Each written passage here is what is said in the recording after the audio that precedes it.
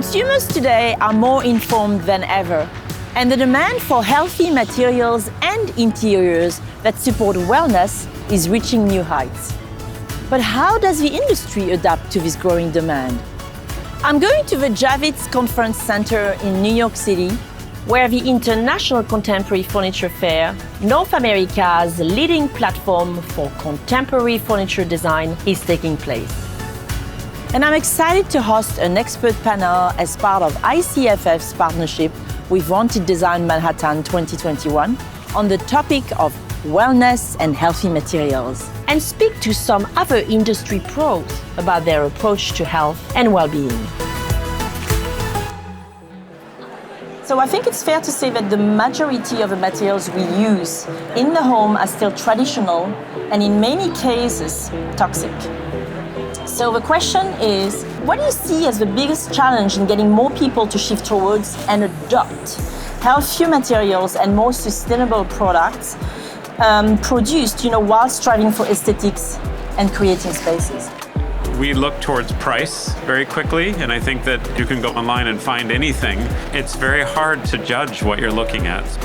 A recent grad from our MFA Industrial Design program worked with a company as a consultant to rethink a take-back policy for couches, much like Bell Telephone or these older companies that had a product service system model, incentive for the company to make really well-made things which they can then repair. So I think that that's going to be the future for a lot of product, is really a take-back policy. I think there is a growing movement of, shall we call it, conscious consumerism today, where people are waking up and starting to really consider what they're buying. The notion that you can make a sofa or buy a sofa today anywhere in the globe for $1,000. Well, in America, if you're buying that sofa, it didn't come from America. It obviously had to come from overseas. Everyone is familiar, I think, with fast fashion as a slogan. Well, there's also something called fast furniture. I think in the absence of regulation, really it comes down to the maker and the consumer to educate themselves. My fundamental belief is that we cannot keep making things the way we've been making them. And if you want to take the example of wool, that's, going back to a fiber that was a circular material perfected thousands of years ago. It has an incredible array of properties. It's one of the only fibers on the planet that has a natural flame retardance. Now, flame retardance in terms of sustainability standards is a very noxious chemical process, so wool as a fiber can bypass that process. It has incredible acoustic properties, sound absorbing. If you put it on walls, it really has a wonderful impact on the sound. And the one I like the most is probably the fact that it's actually air purifying. So it will filter the air. In a way, it's a perfect circular economy fabric, and it was something that was perfected thousands of years ago by nature, basically. So the animal, the sheep, has to be sheared. It grows back, it's renewable. If you don't do anything with the fleece, it will biodegrade. And it's now really forsaken to a certain extent. The Irish wool market collapsed officially in 2020. It's not the first time it happened. Back in medieval times, it was probably one of the most prized commodities for trading. Cut to today, I think it accounts for barely 2% of the global market fiber share. So around about 1960, nylon was invented, New York, London, nylon. That was the major step forward in synthetic innovation. I think today now 2/3 of the global market for fibers are dominated by synthetics, which is a petrochemical-based, fossil fuel dependent. So often people don't inquire, right? They don't care. They have to buy. And, to your point, they will buy online and it'll show up on their doorstep the next day.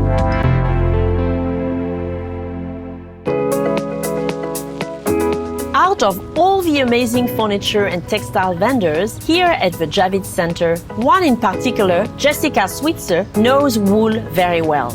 Her Northern California sheep produce mountains of fluffy organic wool no less than twice a year, which she uses to create decadent blankets and luxurious furniture. J.G. Switzer is an artisan manufacturer of felted wool.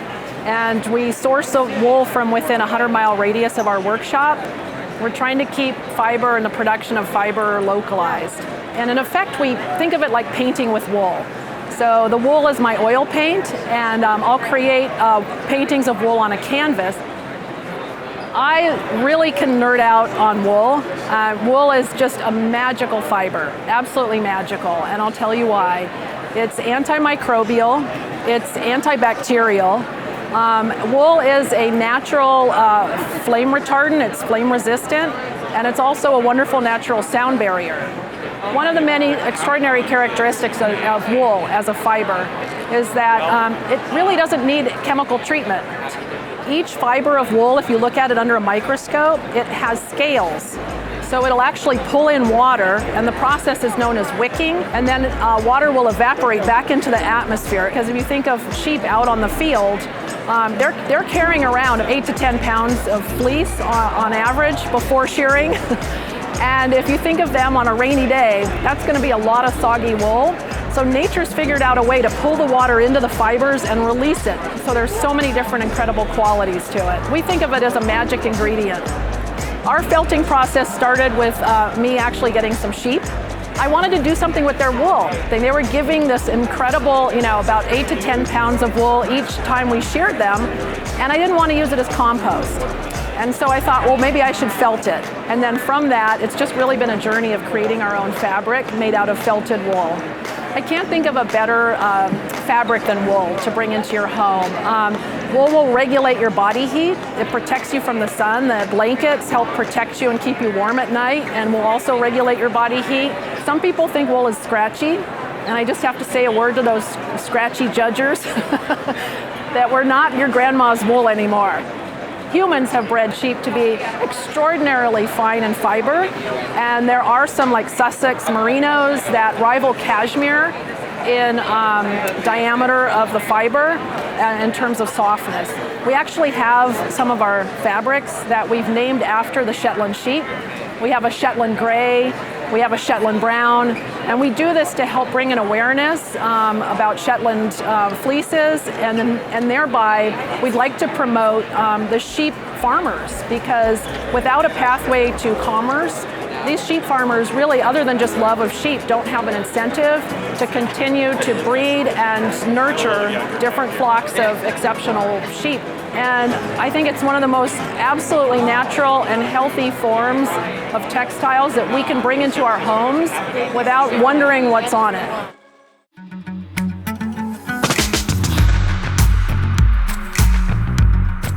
ICFF has long been an established trade show for leading architects, designers, developers, and suppliers of furnishings. But almost 10 years ago, my fellow francophone, Odile Hainaut, noticed a gap in the conversation around emerging international designers and sustainability. So she started Wanted Design, a platform dedicated to promoting design and fostering the local and international creative community throughout the year, to inspire a new breed of designers, young startups who are experimenting with manufacturing and materials to not only create beautiful furnishings and products, but also solve some of the world's most pressing issues. This year, Wanted Design is co-located with ICFF, bringing the old and new guard together in the interest of a more progressive and sustainable approach to design. Bonjour Odile. Bonjour Laurence. Ravie de vous avoir dans notre show Chez Laurence. Absolutely. Moi aussi, je suis très heureuse. Oui. We always say Wanted Design is a destination for discoveries, to expect unexpected, and to put spotlight on what we think is the next generation of designers. When we started Wanted Design 10 years ago, it became something essential. When people ask us, so what about the theme of sustainable design? And quickly we said it's not a theme, it's really an action, and it's an essential notion that everyone needs to embrace and think about. Do ICFF and Wanted Design Manhattan contribute to changing the way designers, retailers, manufacturers, and the media think about sustainability? That's an important part of the programming. So it has to be conversation, a tool and a resource for our participants, for our visitors. So we hope that it doesn't stay a nice conversation here, on the floor of the show, but it has an impact on the way interior designer, architects, and manufacturers are going to move forward with their practice. It's become not just a theme that we want to talk about, but it's an essential part of the industry, and it's an emergency. So we are at this stage. We want to be more activist, in a sense, with wanted design, and I think we can do that, especially having in our network all those young companies, designers, studios, and that's a conversation I think we love having with them. That's the next generation you want to speak with, and that you want to encourage to actually embrace this notion of responsibility as a designer. If people visit the show, they will see that many of those studios are really putting a lot of effort in the way they are conceiving, designing their product to make them sustainable, and also circularity, working with what is available in terms of materials. The studios are looking for materials that actually are available locally. On the Pennsylvania or upstate New York area, you will see a lot of wood. On some area like Detroit, you will see a lot of metal. So I think there is this notion of I need to work with what is available around me. I think that's interesting, this notion of locally working from the beginning with the materials, with the craftsmen that are around you. I feel our industry should be much more pioneering and not using the word sustainable design as okay, I have to talk about that, but really addressing that. I think everyone on the whole chain, from designers to manufacturers to consumers to architects and interior designers, so it's a global conversation, and it's just like that we can make the change, right? That's right. So we as show organizer, as a platform that communicate all year long, and I hope it has an impact for the future. The average American moves about 7 times in their lifetime, and moving furniture can be labor-intensive and pricey. But Jennifer June seeks to address this issue with her interlocking modular system that can be used to create chairs, desks, shelves, and other items, using small wood pieces that are frequently discarded from wood mills. So Loose Parts is a modular furniture system, and it's really a pretty simple system made up of solid wood rails, metal panels, and fasteners. And the idea for it was to be able to recombine these parts into different configurations. Using the same parts, a shelving unit can be disassembled and reassembled into a table. A chair can be disassembled and reassembled. We are changeable creatures, and so I think our furniture should also be changeable with us. It's a water-based lacquer, totally VOC free, and the metal panels are bent aluminum and steel made with recycled content, and they're powder coated. And the idea for using powder coating was that it's safe for the applicators and those that bring the product into their home, and it's changeable so that you can, if you get tired of a color, you can refinish and recoat it and sort of revive your furniture piece. And then the fasteners are important in that I don't want to use any adhesives. Metal fasteners allow you to be able to take it apart, put it back together, and there's no weakening of the product. So you can have a table, a display rack, shelving, wall-mounted rack, and that's just from those combinations. The thing with Loose Parts, though, is that my entire collection is interchangeable. It's all based on this simple grid of holes and spacing. It taps into something that we're all sort of familiar with and that we have this memory of. As kids, this idea of like building our interiors. When I began sourcing the wood for my furniture, I was working with a mill, but I didn't really understand where that wood was coming from. During the pandemic, it was a huge point of growth for me because I really started to ask more questions about where my materials are sourced. And it's actually this past year that I've dug deep into the process of clear cutting and the species development and supporting undergrowth. And so I think even from the ecology of the farms that the trees are raised on, to the mills that cut them down, to the transportation into a fabricator's hands. It's important for designers to see where their raw materials, where their products are sourced.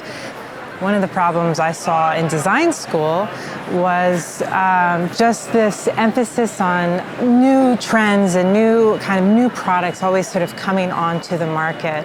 Designers sort of leaving design school without really understanding the kind of whole process that their products and their designs live in. So designers should be asking more questions and should be questioning, where is this finish coming from? How does it affect my health?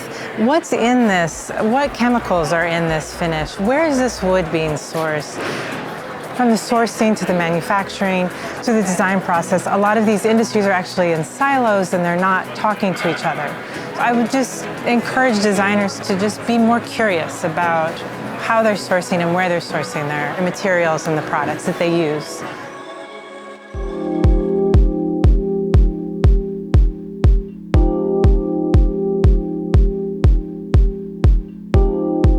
At my panel on wellness and healthy materials at ICFF and Wanted Design Manhattan, I invited forward-thinking experts in eco-friendly furniture and textiles to join the conversation and share their professional insights. It is our responsibility as designers to disrupt traditional models and actively encourage eco-conscious decisions for healthy living and push circular design to a new level. We have a chance of being one of the greatest contributors to the well-being of the planet in the coming decades. It turns out that our industry's evolution to more sustainable solutions for the planet completely intersects with greater well-being for consumers. And I think we would all agree that the key to more sustainable and well-being enhancing solutions for both resides in the materials we choose in our homes, hospitality, and commercial environments. The newest product that I like in the building world is a solar shingle. Imagine though if you had a power wall and the sun's energy was being collected onto a battery, the power goes out and then your house just gets powered up because the battery is ever recharging. I think that could be a new solution that we're going to see in building. And I think that we are going to see more modular building tech in the future, and it's going to be energy efficient and it's going to be eco-conscious with shingles. So I think that's the newest cool thing that I'm watching.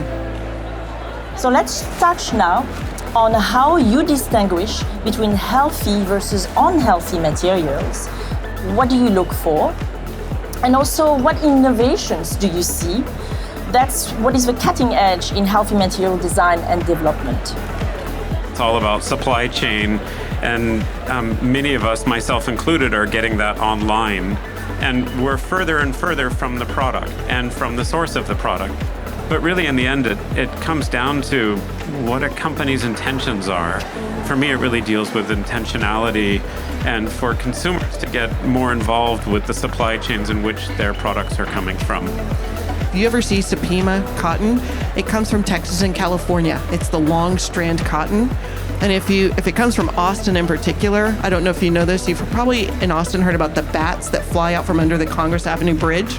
They fly out to the cotton fields and they eat the bugs off the cotton. So that's pretty organic because you can't really pesticide or you'll kill the bats. So that's a little circular ecosystem in Austin. There is a group called Lensing Group who creates a circular product called the tensile fibers.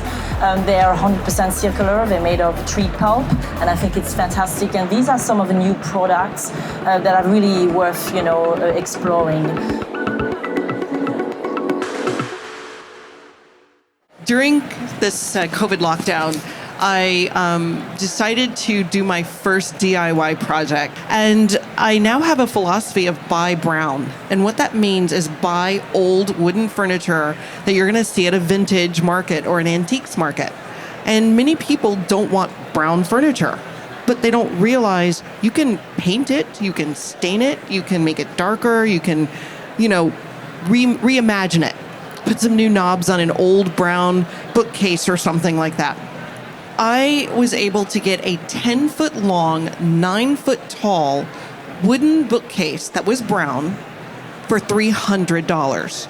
So now when people walk into my house, they're like, oh, I love your built-in bookcase. And I'm like, ha ha ha, it's $300. And so you need to go to antique shops. It's off-gassed. It's probably 40 years old. There's no anything in it. And paint it or stain it using the low to no VOC paints that we have today. Make something new and create your own sustainability. And even if you can't do it, drop it at a carpenter shop and you know what you're doing. You're actually probably training the next generation to know how to work with wood and how to stain things so that we stop the disposable economy. And so it's really aligning business, and the designer's role is to be part of that, but also to create an aesthetic around it. The issue is a circular closed-loop economy, and how do we create a world where there's no waste and there's no toxicity? I think the question is we have to ask ourselves as designers and as companies is how do we create systems which keep lasting? These will be the answer. But I don't think from a consumer perspective. I think it will be the answer from a business perspective. The future of design is ever evolving. And as designers, we still need to put more attention on how we design for sustainability and healthy materials. Reimagining all processes of a life cycle assessment of a product from beginning to end and making space for progress and innovation to replace limited and outdated models. We have to partner with architects, builders, brands, artisans, and producers who join us on the quest for responsible, eco-conscious spaces and products. Trade shows like ICFF and Wanted Design are wonderful assets in helping to educate the industry about what's new and what's next. But it's incumbent on the professionals attending to use events like this as a jumping-off point for what's possible. The future is bright, but it requires each of us to step up and make changes that will improve the industry, the environments we design, and therefore the earth we inhabit. Until next time, I am Laurence Carr, designing for a more circular future.